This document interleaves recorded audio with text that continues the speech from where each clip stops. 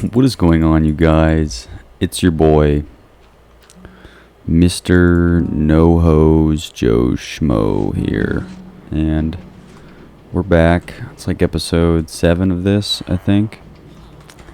I was sick for the first time, like in a long time, and I forgot how ass being sick is. It's just so ass.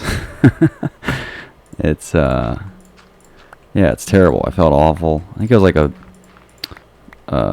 a food poisoning thing or something. I don't know. I was just very bad experience. So I was MIA for a little bit, and had brain fog for like 2 days. So I like couldn't get anything done.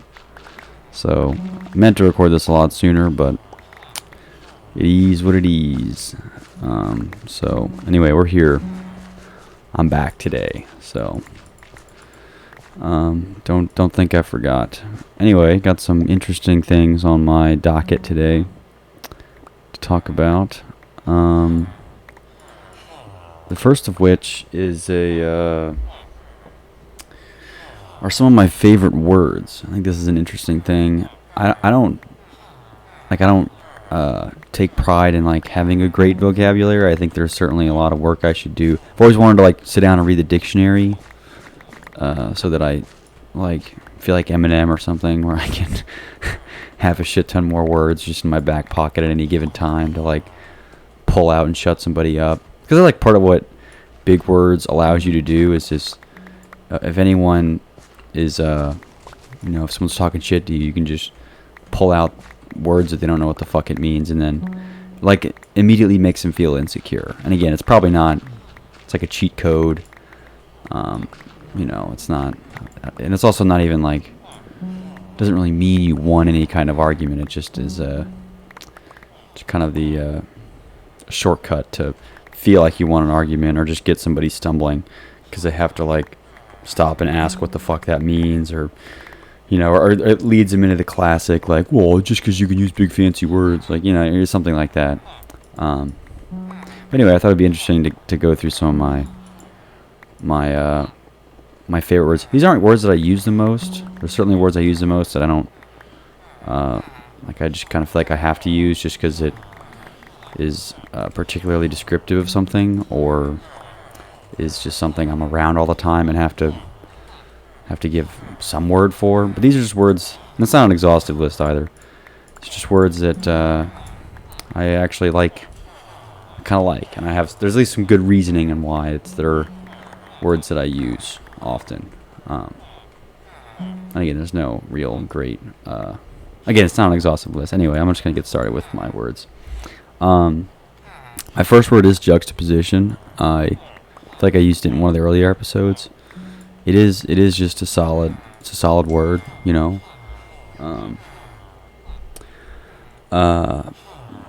sorry, somebody texted me.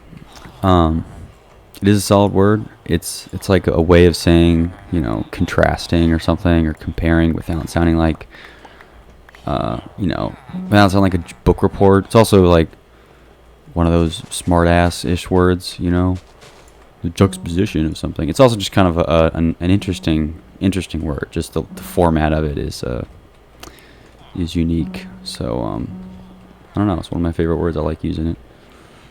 I probably find more excuses to use it, and that's probably true for all these. You find excuses to use them just because they're fun. My next word is this has a longer history, but a longer history that I don't even know. It's become so inundated at this point that it's to me at this point that it's just a word that is, every time I hear it I just smile. And that word is robust. It's just it's an excellent adjective for anything, and I think it's almost to the point where to me it's sarcastic. Like if I ever describe something as robust, I'm doing so sarcastically, even though like teachers and people in academia use it in a absolutely not a joking manner, because it's like it's a pretty good word to have in the holster, but it's certainly just a funny word for me. And there's a longer story to where this started, like back in high school. but it's at this point it's just become a word that is you can use it to describe anything, and I'm generally not being serious whenever I'm using the word robust. It's also just phonetically it sounds funny. I mean, not in the same way that like, oh, poop, like as if I'm like a fucking toddler. But it does sound pretty funny. A robust framework, robust infrastructure. It's just funny. I feel like I sound like a 10-year-old trying to describe any of these, like why these words are my favorite. But truly, there's not too much science to this. I'm not going to try to justify them too much because that's not the point. The point is just to share some of my favorite words. So I'm not going to try to logic my way through why these words are great. There's probably words that are, I mean, for speaking statistically, like I think in terms of function, fuck is one of the best words out there, right? It can be used at every type, variety, context of word. Fuck is applicable. Like nouns, adjectives, even like pronouns, those fucks. There's really no context in which fuck or some variation of it isn't applicable, which makes it a pretty versatile, good word. So I mean, in terms of function, like fuck's probably up there, but fuck it isn't one of my favorite words. I use it a lot, I'm sure. I don't really keep track. I don't keep track of any of this, but it in terms of versatility, it's something you can always throw in. And again, I think it's mostly used for emphasis. I don't know that anyone. I mean, it's also you can use it as a verb. You can use it like as a verb, and it almost means like it has like 10 different meanings depending on what context you're using it in too, which I think is just it's also pretty cool that it's got that kind of power. I don't know, great word. Like I wish I could dive into the specifics of like how many different cases and uses there are, but not only would that be a huge waste of my time, but not going to be super useful because no one's going to let me write a paper on that in school. So not that you should anyway. I don't think anyone should. If there's somebody that's able to write a paper on like why fuck is the best word to ever exist, I need to see that paper. I think if I had a bunch of money, I'd pay somebody. I'd like make it a paid challenge, but I don't. So you have my respect if you're able to do that, and I want the paper. So share it with me on Google Drive or something. Yeah, robust is a great word I like to use. Next one on mine, again, it kind of falls under that sarcastic category, but it I also use it just, I mean, I kind of use this in different senses too, but it's mostly in a sarcastic setting. That word is beast. Like I'll just go, what's up, beast? It's just funny because I feel like every time I hear it, I just envision like your uncle, like you're wearing like some neon colored Nike shirt, and your uncle like, oh, what's up, beast? Or like, oh, he's a beast. But then it's like some little squirt who's running around with a Nike shirt on. He's like supposed to be some animal, generally in like an athletic sense is the way I picture it. But it's funny because of the juxtaposition of how unlike a beast that he actually is, because it's a little 12-year-old who, is going to cry after he loses or strikes out or something like that. So it's just funny. I mean, I use this as a greeting, I think. It's like my average, like, greeting for people. So informal greeting, that is. I don't like any in a formal setting. It's just like hi or hello or something. But a lot of my friends, I always hit them with the "What's up, beast?"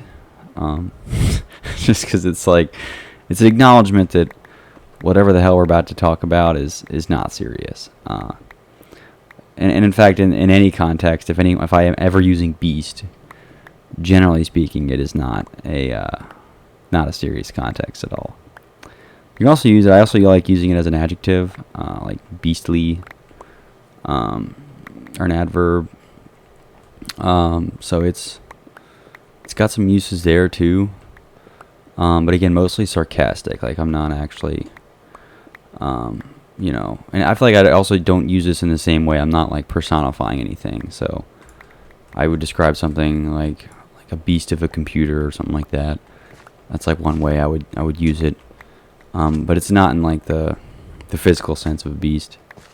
More so just the can function the same way as robust. It's just in a different sense. I'm not really sure if I can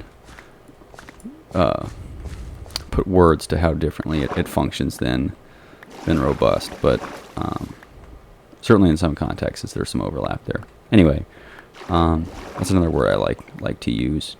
Also, just like some like word. These aren't. I don't know what these are called. Like contractions of words or something. But like these are just things I kind of throw onto words.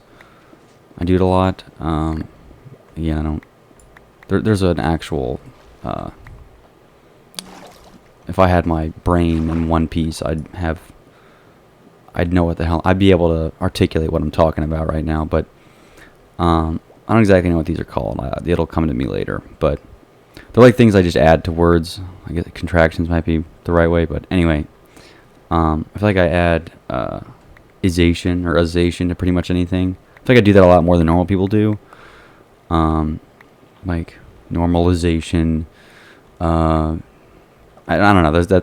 I wish I had better examples lined up, but I feel like I can default very easily to adding isation or azation to something, and also just can add a couple extra syllables to sound smart or something.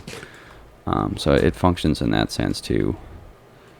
But I feel like I do that more than most people, for better or for worse. I don't know. It's just what I do. And in that same vein, I also use I add esque to things. Like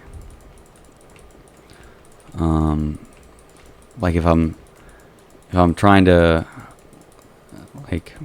compare or draw some kind of simile or analogy between two different things, I'll just say esque after the first part. So it's like a Rick and Morty-esque type thing, or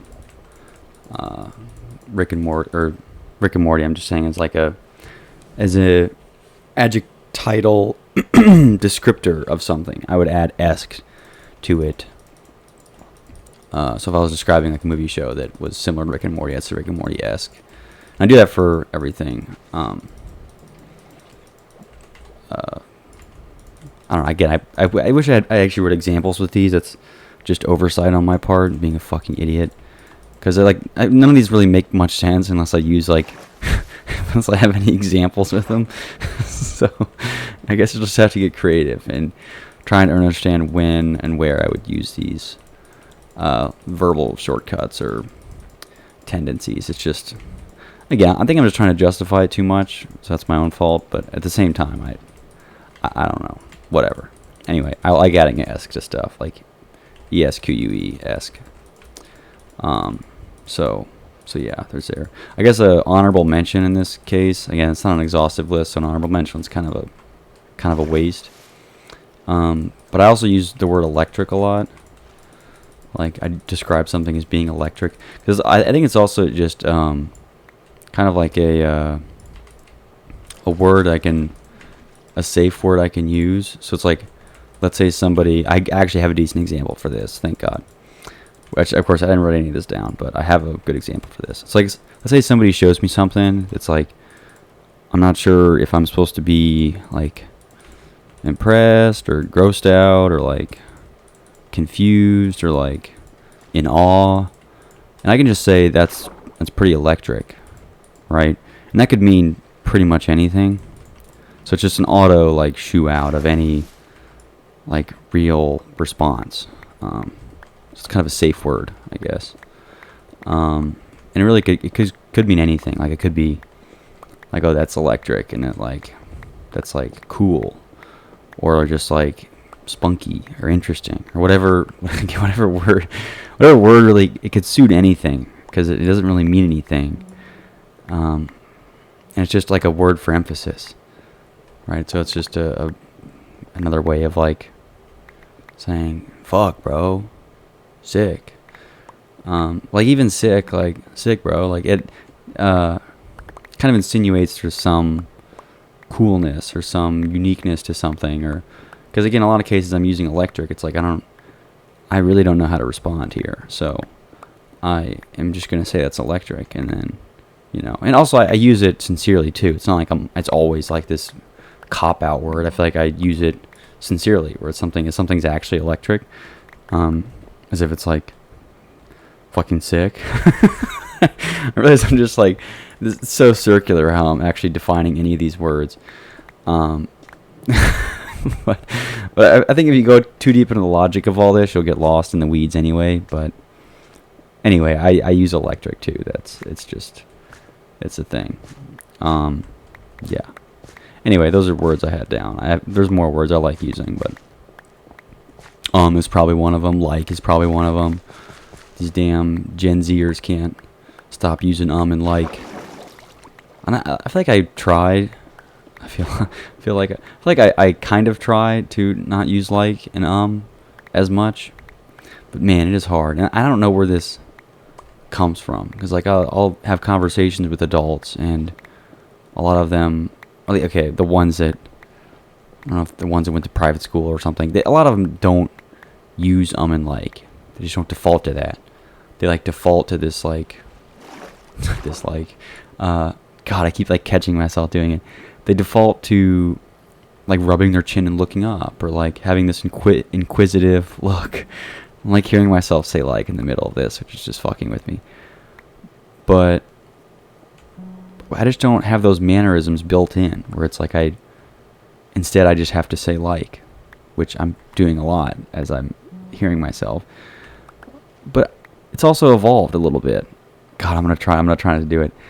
It's evolved a little. Our way of communication has evolved a little bit, where if you don't use and like to a certain degree, I feel like to a certain extent, I've God, it's tripping me up actually trying to like get my way out of this. I've listened to presentations that like students have made before in my generation, and the usage and the reliance on and like is nothing short of horrendous. So like, I get why the English teachers are so up in arms about how bad the use of and like is. So it's not like I don't sympathize with it to an extent, because I absolutely do. It is pretty bad, especially if you're listening for it and somebody is nervous and just doesn't have their thoughts together, and also isn't good at pausing. Because the other thing is, especially people that are nervous, like the coping mechanism is to talk super fast, right? But then you're just going to run out of stuff to say, and then you are going to be more nervous. So then you're going to talk, like, you're not going to give yourself any time to really, like, you're not buying yourself time to get your thoughts together. So you're kind of shooting yourself in the foot. Anyway, it is pretty bad, I think, generationally. But I can't wait until like the politician in like 2040 or something gets elected, and he's like, like, hey guys, like, I'm your like next president, right? Like, so like, we're gonna like, and I feel like that's also why people like hate listening to these like planned out speeches and shit, is because it's just so far away from the way we actually talk now. Like, anyone who's under the age of 20, it's almost impossible for them to finish a sentence without using the word like or something like that, or complaining about the world. I don't want to make this like a generational war, but it has evolved. Like, we don't talk like Shakespeare anymore, and you know, part of me wishes we did, because it's kind of sick. Like, it's always impressive. I mean, I don't know if they dramatize it in like the depictions of, you know, the olden times, but to a certain extent, I'm like mad impressed that people could have, you know, these elaborate vocabularies and be able to string all these words together at like Mach 10. Also in this like super weird dialect and tone, you know, all while not having the internet. Like, I mean, I don't know, maybe if the most interesting thing to me was like a dictionary or a Bible to stare at for most of the day, that might have been what I would have turned into too. So I don't know. Probably is a whole internet-based thing, but I'm not trying not to blame everything on that, and not as much, just because it's not really interesting to a certain point if you just start blaming everything on the internet and, you know, this and that, or, you know, become self-righteous, I guess, in a way. It's like, oh, the internet's doing this, and I'm gonna use the internet less because I'm smart. It's like, fuck you, buddy. I hope someone cuts off your Wi-Fi and you cry because you can't go on the internet. You know, it's so funny, the people that like go live in the woods and stuff. It's like the opposite of, like, you're so anti-technology that you think living in the woods is better than just like trying to reduce it a little bit. Like, okay, maybe that you agree that, you know, enjoying nature isn't being enjoyed enough. People are, you know, watching too much Netflix and not enough of the stars or whatever. You don't think there's any advantage, like, really? There's no convenience that it's given you. There's nothing that it could just make easier for you. Okay, fine. Like, don't microwave your food. Like, start a fire. Like, don't bring any newfangled technologies. Instead, live like a hermit. Like, there's a lot of ways that technology does help you, but I just think there's a lot more thought that can go into it if you're trying to unplug than just like, you know, excommunicating yourself and being off everything, right? I feel like there's certainly some more cost-benefit analysis you could do to decide what is worth it, and kind of optimizing your life around getting the most out of the good things of the technology and the least out of the bad. But in my mind, that is very far from living in the woods. You know, maybe it's not the VR headset. I probably agree with them on that end. You know, that shit's bad, slippery slope. It's like the movie WALL-E. I actually have seen it. I'm not a big movie guy, but I've seen the movie WALL-E. I remember it just because I was so aghast at like the opening scene where everyone's like 6,000 pounds and they're all like riding around these like hovercrafts, and it's like, I don't know, this dramatization of, I don't know if it's, I'm not going to blame a economic system here, just because that's a very, like, that's easy scapegoat. I think it's just stupid people making stupid decisions who then create more stupid people to make more stupid decisions. Now that also brings in one of my commenters. I'm going to say one of my commenters. He's like one of my best friends, but he comments on all my videos. So if you, it's not like he's some random dude that I don't know. But he asked me about like having kids, because now there's all these questions about, you know, is it even worth it to have kids? You know, this and that. I think that a lot of it stems from just you know, a nihilistic worldview that is just very easy to latch onto. It's so easy. It's so easy to be like a doomer and think that there's, you know, there's no point in having kids. And it certainly looks that way a lot of the times. I mean, the ones that are having kids that are pumping them out are like the 18-year-old dropouts from your high school. And it's like, why the fuck are those people having kids? They're like two of the dumbest people that you've ever met in every conceivable way. The worst genetics you'd ever want. And all of a sudden they're going to pump out like 6 kids and just clog up, you know, the rest of the governmental resources. Oh, God. What a terrible way to look at it. But, you know, am I that wrong? You know, I don't know. It's dangerous to talk in that sense, just because you can get the whole like eugenics. You get these strong eugenics vibes if you get too deep into it. But yeah, I mean, you know, should you have kids? I think for me, and again, I'm just gonna speak about myself because this is a place where I'm allowed to be selfish, right? I'm gonna be selfish because it's my freaking YouTube channel, so I can be as selfish as I want. I can ignore anything I want because it's mine. But I think it's like a stage of life thing. I think just since we've been given so much at such a young age, we learned. I think we learned all the bad shit about the world like so quickly that like we weren't supposed to. The secrets that we know. I'm not even gonna say like it's like some industry secrets, but generally speaking, I think that the doom and gloom that we have gotten in our generation was generally reserved for like middle-aged people who had already spent 40 years working for the man, and all of a sudden they realize that no amount of the work will get them out of trouble. And it's not even oh shit, no, stop. Shit, whoops. I'm just gonna block this off. Oh wait, I think that's fine actually.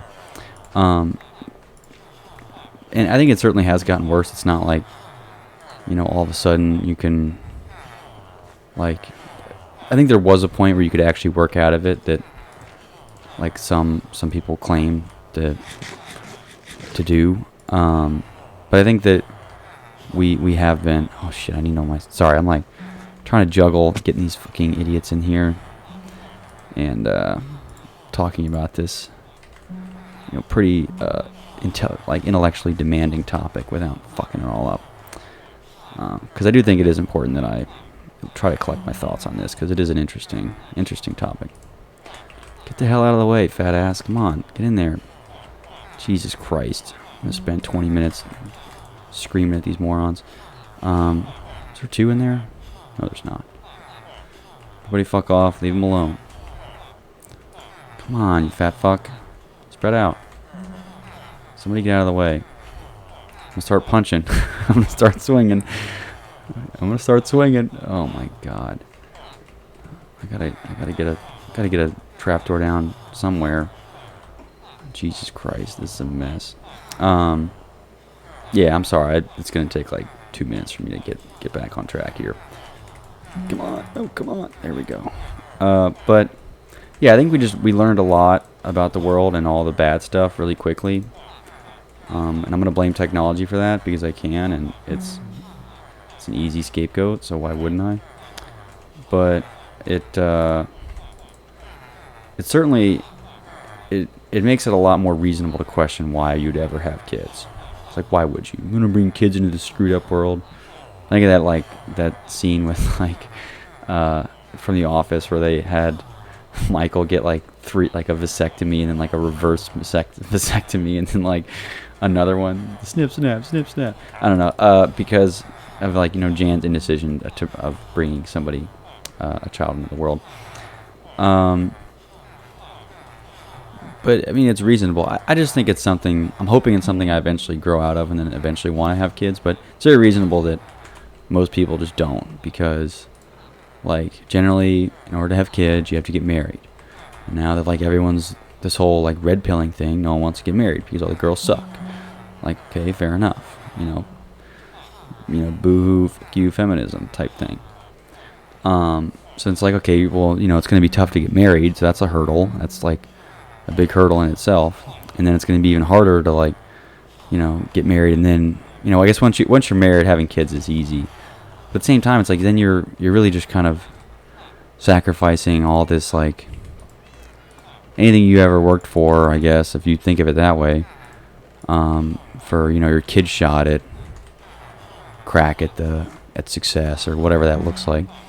Versus now I think it is easy for people to just be selfish and kind of go after their own. But again, selfish, even the way I say it always sounds like a bad thing. I don't think it should be.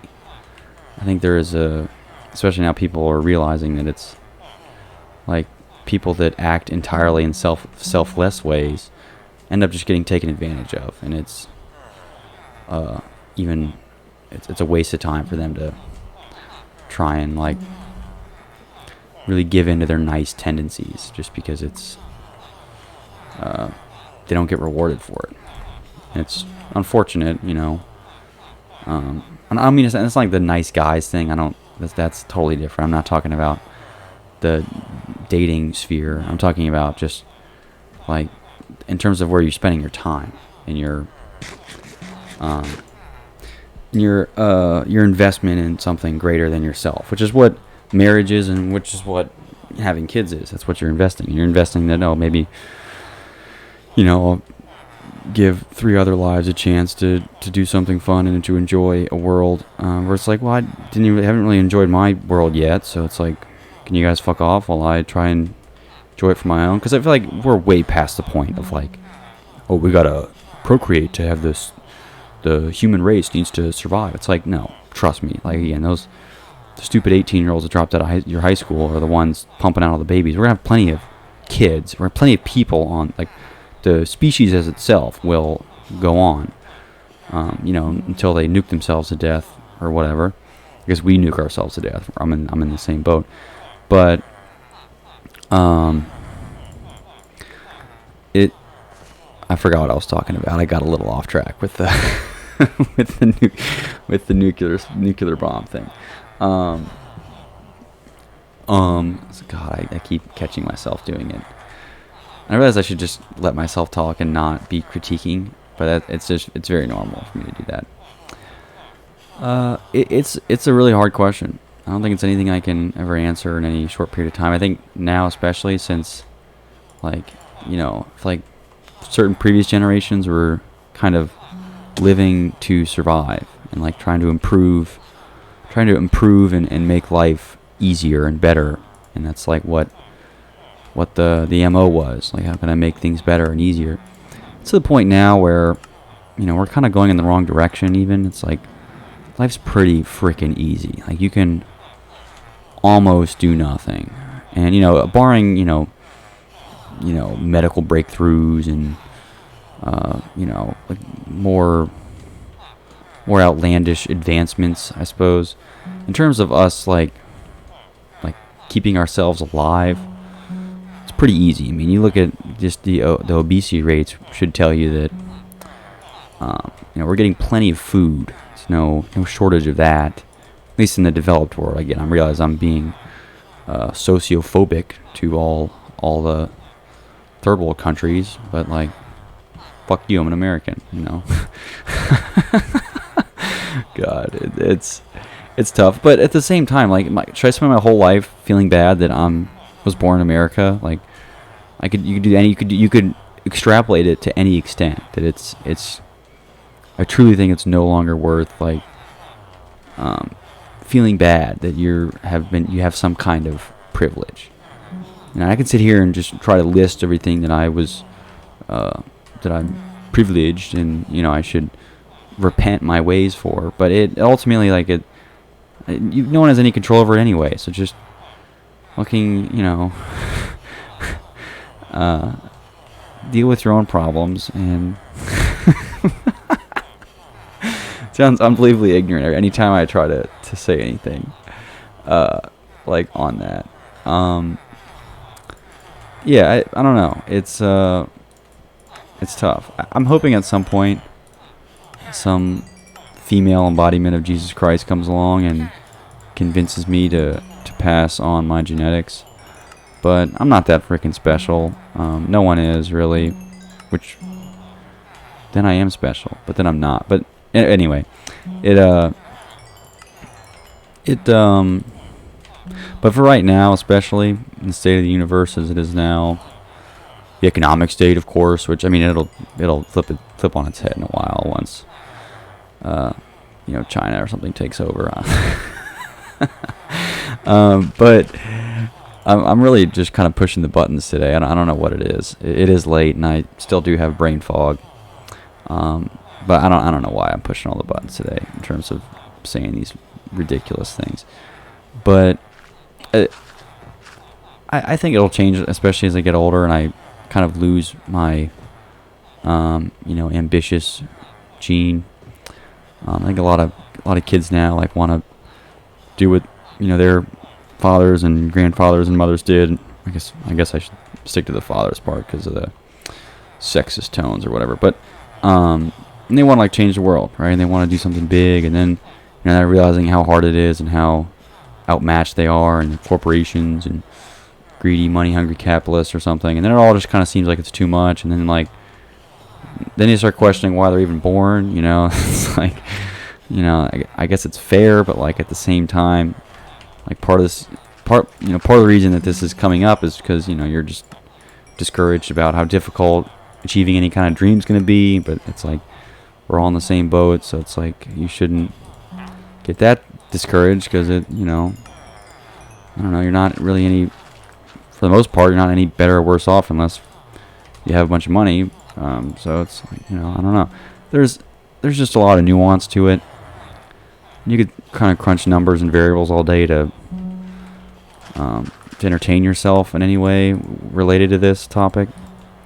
But I don't know. It seems like it's also a pretty forthright thing to be thinking about, like kids and stuff.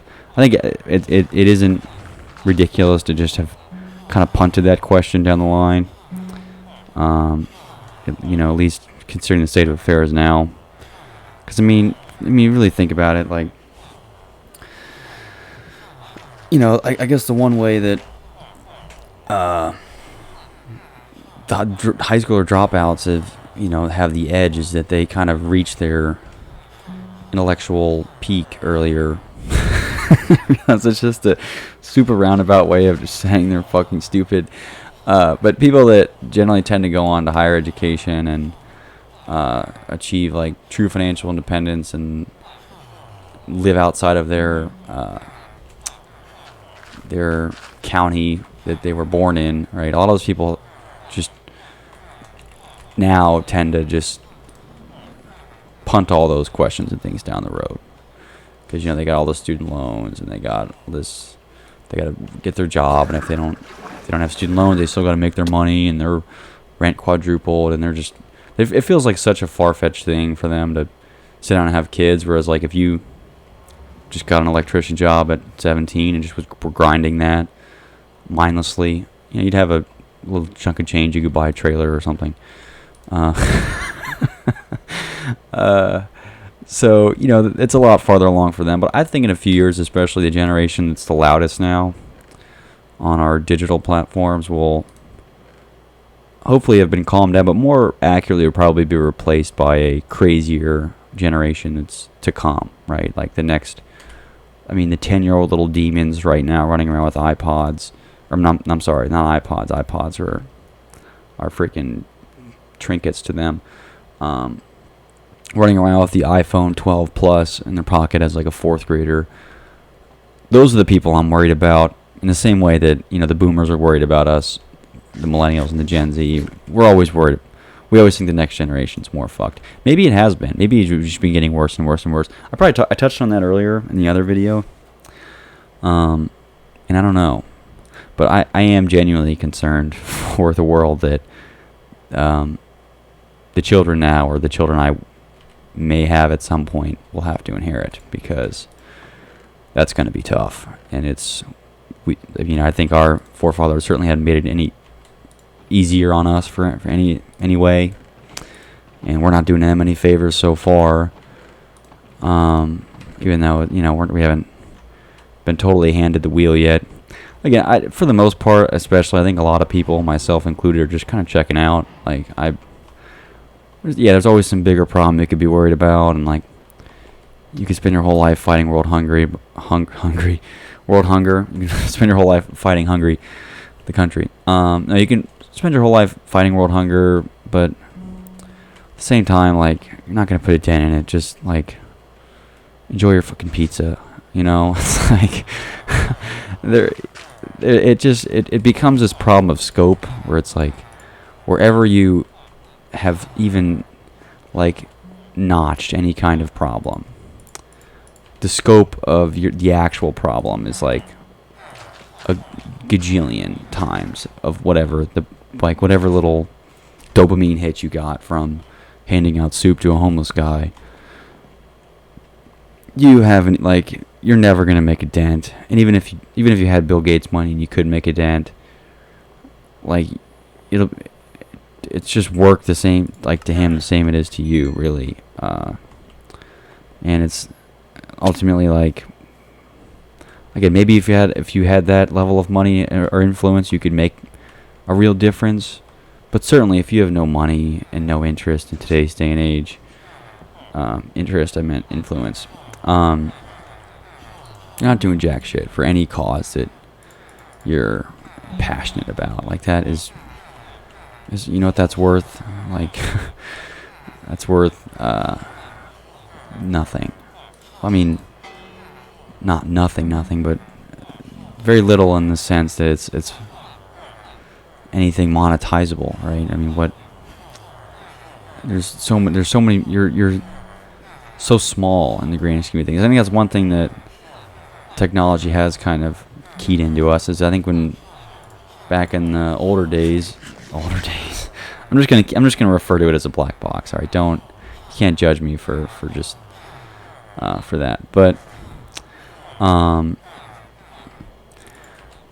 people, since they grew up in smaller cities and towns and tended to stay there, they generally felt that they could make more of an influence. I think I talked about this a little bit, but now that the circle of influence becomes this, pretty much this infinite pond, where it's like you're really, no matter how big you become, unless you're a super giant in the tech world, like, you're not gonna be able to make any kind of measurable difference in whatever topic that you've convinced yourself is the end-all be-all of your life or the purpose or whatever. And it logically leads you towards this idea that it doesn't really fucking matter what you do, like, you're just gonna die and move on. Which is one way to look at it. Which, again, probably logically is the most right, but there's one thing about the world that you could accept, is that it is kind of just absurd. There isn't much logic to a lot of it. So, I even think there's a lot of places just to listen to your emotional and illogical side, because that's the world. The world also kind of operates on that end too, where it doesn't really. I don't know. It's tough. It really is hard to kind of pin down any good. Where the fuck is it? Oh, any How am I supposed to get kids over there? Oh God, I don't know. These villages are a fucking nightmare. Anyway, yeah, I don't know. I hope at some point I want to have kids. I hope that's also the case for a lot of other people like me, because it's not just me that's in that boat. But I also realize that for a lot of people it just looks grim. So I'm just gonna be hanging in there, seeing how it all turns out, and again, hopefully something status quo changes in some sense, so that more people are optimistic about it. Because I think it is good.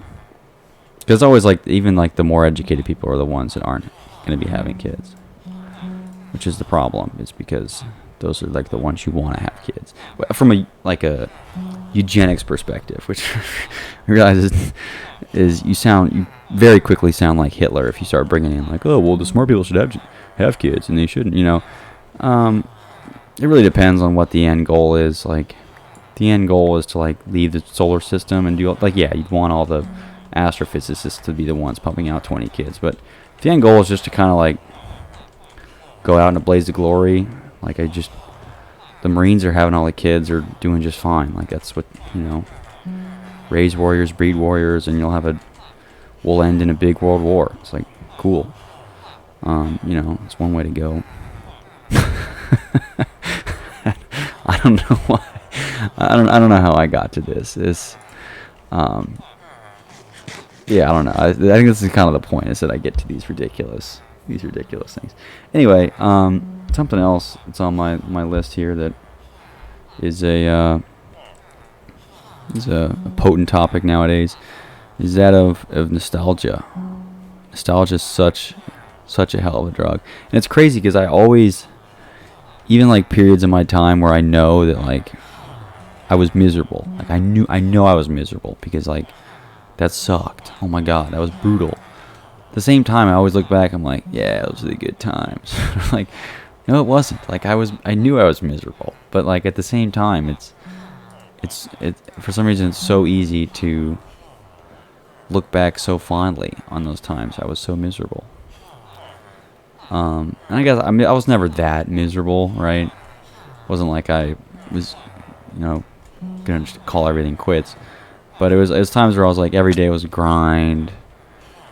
It was hard, like I was barely sleeping, or I was just doing stuff that just was hard and just not fun. For some reason, it's like so easy to just be like, man, those are the good times.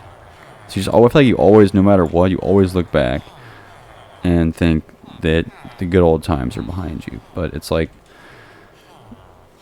just not true. Like, I guess one way you could look at it is it's like, now is the good old times. Or I keep saying good old as if it's like, I'm like somebody's dad who says good old days, back when Snickers were only 50 cents. Now they're like $6. I think they're still like $2 or something. But either way, they're a rip-off. And plus they're just, basically sugar sticks of death. Everything's cynical nowadays. Nothing's ever good. Except for the, back when I had a Nintendo DS. Those were the good old days. Don't you dare. Get in there, you little shit. Fuck. Maybe more of these idiots will come down here. There's beds over here, guys. I was always thinking about how great everything used to be. But I quickly realized that that's even more of a trap as anything else. Because it's like, at some point I'm going to look back and whatever I'm doing now is going to be the good old days. But it's really hard to, like they say, live in the present. And, attitude of gratitude was something I heard for the first time in a long time. What the fuck does that mean? And like the cynic in me just gets pissed off. It's like, what is that? How do you measure? How do I do anything with that? Right? How do just have an attitude of gratitude? Easier said than done. Like clown. Like, yeah, if I could just look up in the sky and be grateful, like for everything that I have, and be thankful, and just be so happy. Yeah, it'd be fucking easy. That'd be great. Like, but generally people can't, like, people like me at least don't operate that way, or I can't just flip a switch and all of a sudden I'm, Mr. Rogers from the frickin' whatever. Oh, I'm sorry. God, that sound just reminds me of death in every conceivable way. Oh my god. No, get back there, you fuck. Oh, you think you're better than me? Yeah, you're not going anywhere, pal. Neither am I. Oh, shit. Get in there. Oh, God, this is brutal. What is this guy doing? I don't know what I'm doing. Let me just get in there. Let me just trap him in there. There we go. Yeah, it's like, that's such a hard thing. Like, attitude of gratitude, like, blech, yuck. I'm just going to throw up. Well, because, obviously, if in a perfect world, that'd be great. Like, if I could be grateful for everything I have and just never want any more. But then, there's also complacency, battling at the same end of attitude is gratitude. If you're grateful, are you complacent? Say, okay, well, are those mutually exclusive? Okay, well, if they're not, then, like, what's the contingency, right? Am I going to be the most, how can I max out my trees of gratitude and of, like, ambition, right? Like, are those mutually exclusive? Do I have to, where does the selfishness come into play, right? And again, quantifying any of these, impossible. So really they're all just these nebulous terms you can throw around. And if you can convince yourself of anything, like, that's great. My issue is I have a hard time convincing myself of anything. So it's like, if you're able to, like, just tell yourself to be grateful, and you can be grateful, and you can just wake up in the morning with this big smile on your face, and you're lucky to be alive, like, I envy you, because I wish I could just flip a switch and, you know, feel lucky to be alive. Well, you know, sure, maybe I am, but like, you know, evolutionarily and biologically, there's so many other variables and things that just don't point to that. Especially in this era of science and uber science, it's even harder to have these like more hand wavy type like proofs for things. It's like that. Again, there's no. I'm grabbing onto mist here, and you're asking me to like to make a concrete structure out of mist, right? I think since our brains were indoctrinated into making such concrete decisions and thinking patterns that it's impossible to grasp onto these like wavery ideas that are hard to grab onto. But ultimately, that's like, no, I don't like wake up every morning and like punch myself in the face. It's not like I'm always like pretty neutral. It's like it's a problem. But it's so nothing when it's like, oh, I wake up every day and I come about how fucking happy I am to be alive. It's like, no, you fucking don't. You are a lying sack of shit. Fuck you. I hate your extreme optimism. Like, just be in the middle. Like, don't ever convince these people. Like, it's crazy. That's crazy. I'm going to get on a whole tangent here of just, like, people that operate on these ridiculous ends of a spectrum. I don't know if it's for internet points or what, but, like, everything is gray. I explained this before. It's like these people that, oh, if you're not waking up at 5 in the morning, you are lazy. It's like, no. Everything is unbelievably gray that you making any bold assumptions about anything immediately tells me that you're a complete moron.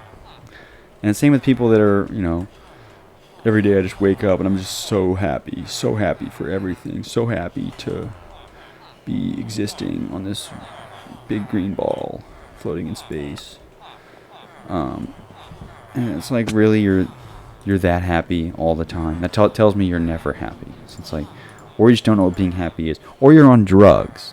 So which one is it? So it's like, someone that tells me, yeah, some days I wake up, I feel good. Other days, you know, I'm a little sad, or I'm a little this and that. I'm tired a lot of the days, but, you know, most of the time I get through it, and every once in a while I'll have a really good day where I'm just, you know, full of energy, and, you know, day's good. That's believable, right? I buy that. But, you know, that doesn't get you fake internet points, so nobody says that. They all have to make up a bunch of shit about how they eat a grape every morning, and all of a sudden they, you know, are overflowing with positive vibrations, and they can speak to the galaxies beyond them, or some horse shit. I had to have an excuse to like bring an astrology thing into it. Please tell me this dipshit's gonna go somewhere. Oh, where's my thing? Damn it. I gotta get in somewhere, boss. Yeah, get in there somewhere. Pick a spot. Oh, sick. Okay, you can be there. Need to get my trapdoors. Yeah. I kind of forgot totally what I was talking about, and I don't. So I was kind of zoned out, messing with these villagers. But yeah, I'll wait to have kids. That's the moral of the story. I'll wait to have kids. I'm not gonna give up hope, though. I hope I want to have kids at some point, but obviously right now, that sounds absolutely terrible. You know, because then I have to really just sacrifice everything so that my kids can grow up the same way I did, and then sacrifice everything for their kids, and then it just becomes this never-ending cycle. No one ever actually, like, you know, kind of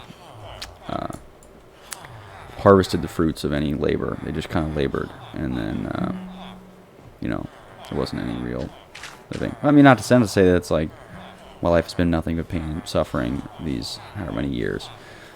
It's not. It's BS. I've certainly had a lot of enjoyable moments and memories to look back on, but there's still a lot of opportunity to just kind of experience and see what this world's got, and having kids just kind of takes you out of that equation for a while, so that you can't really be focused on that, which is fine. I think if people get bored enough, you could pretty much sink yourself into anything and be okay. So yeah, it might be something to do if you get really bored with whatever you're working on, or if you just find somebody genetically who's awesome that you want to pair up with and do some RNG rolling. That'd be it's always interesting. It's always an interesting thing to see what comes out, you know. I don't know. Maybe I'll get one of these math kids. It's whooping my ass in one of these classes. I mean, I don't understand. I'm not even going to get into that. I can't. I'm already near my time. Anyway, yeah, this is going to be my emerald factory. I'm going to get so many emeralds from these people that I'm locking up in these cages. It's going to be so awesome. Yeah, anyway, I'm gonna call this episode there. I don't even know what the hell I was talking about half the time, so hopefully you enjoyed it. Leave me a comment. If you know who I am, leave me a comment. If you don't know who I am, I actually really want to hear. If you don't know who I am, like in the real world, like please actually leave a comment, because I'm just curious to see if anyone else watches this other than like the 10 people that I know that have access to this channel. Anyway, hope you enjoyed it. I will be back pretty soon. No longer sick, so I'll be back. Peace out. Peace.